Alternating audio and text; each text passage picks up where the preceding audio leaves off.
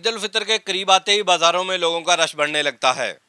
ग्राहकों के रश को देखते हुए मौसमी दुकानदार और बच्चे भी बाजारों में स्टॉल और रेडियां लगा लेते हैं ताकि महंगाई के इस दौर में ईद के अखराजात बढ़ जाने की वजह से अपने खानदान का हाथ बटा सके और ईद की खुशियों को दुबाला कर सके।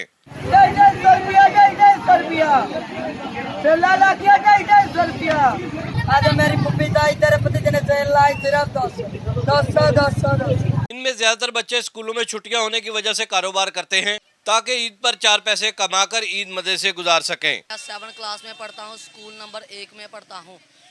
ईद की छुट्टियां हुई हैं, इसलिए मैंने सोचा मैं अपने वालिदैन का हाथ बटा सकूं और इसलिए ईद की खरीदारी के लिए कुछ सामान खरीद सकूं, इसलिए मैं यहाँ पर काम कर रहा हूँ। हेलो कंगी आ गए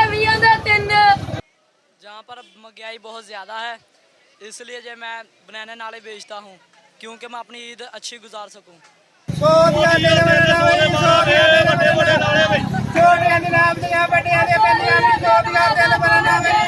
को चाहिए कि ऐसे इकदाम किए जाएं कि इस तरह के बच्चे भी ईद को भरपूर एंजॉय कर सकें। कैमरामैन नवीद महमूद के साथ मोहम्मद खालिद एम के ARY न्यूज़ पीर महल।